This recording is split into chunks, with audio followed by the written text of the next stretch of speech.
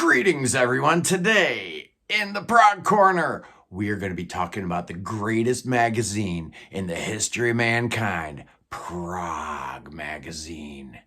Oh, I love this thing so much. We are so blessed to be living in this day and age where we actually have our own magazine, a nice, beautiful, glossy. Yeah, it's a little expensive, but it is totally worth it. We should be so happy and so thankful that we have resources. Back in the 90s, we didn't have any way to find out about new bands. The internet was still in its nascent form, and there were a couple of message boards, but there was really no information to be had about new bands, about new releases. And now we've got Prog Magazine, as well as many other resources, which I'm going to be talking about over the course of time.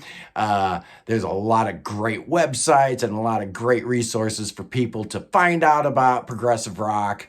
And Prog Magazine is first and foremost among them. Yeah, it comes out 10 times a year. It's not cheap, but it is outstanding. I have some gripes, which I'm going to talk about a little bit, but I adore it. I've been a subscriber now for 6-7 years, and I just can't imagine being without it. Now, they used to come in this type of a deal where you'd get the magazine and the CD all on the inside type of deal. I kept a couple of these. I kept the John Anderson one. Of course, I had to keep my Chris Squire one, but usually those hardcovers I would just throw away. Then they just went to doing the magazine itself with the CD. The CDs were pretty great. Although this is like only half, maybe a third. Every month you'd get these CDs and they'd be named after, whatever the cover artist was. I'm guessing this is probably a Pink Floyd issue. I'm guessing this one here was probably Camel. They're fun. What's this one? A Time and a Place.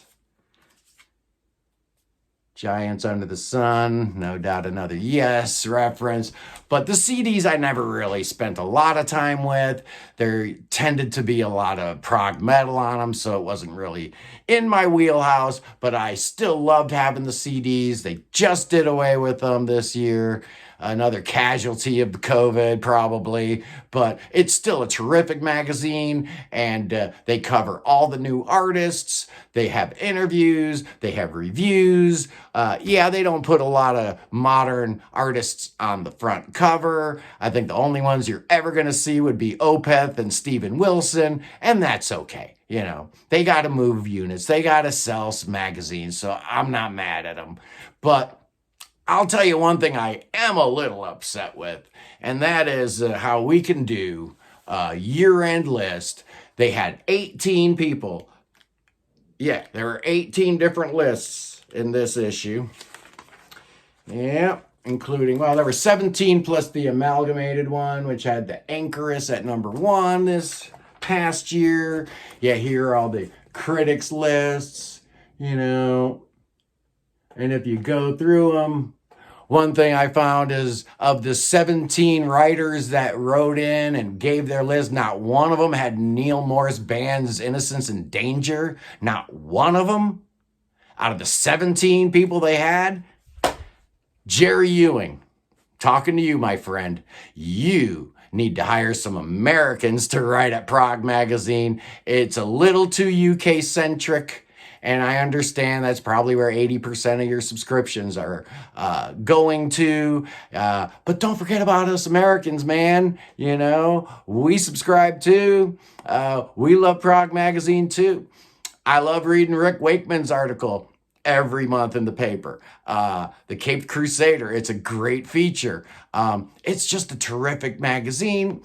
Couple little things that I would tweak. I just mentioned that they had the Anchorus at number 1 for 2021, and that kind of gives you an inkling of where they're at. They're clearly in a different place than I am. I guess I like my prog to actually sound like prog, but that's just me. The Prog Magazine.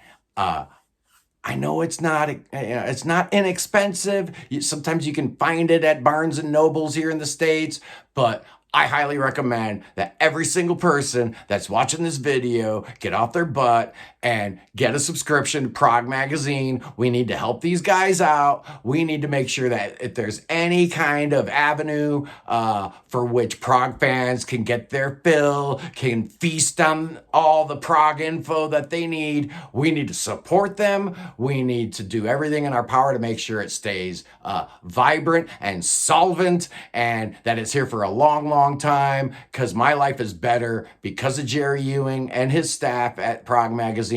Thank you for all that you do. Yeah, I get mad at you sometimes, and I'll hit you up on Twitter and tell you when I think you're not doing the right thing, but you're always a real gentleman about it. You've never clapped back at me in a nasty way. You're an adult in the room, and that is greatly appreciated. We definitely need more of those in the Prog community.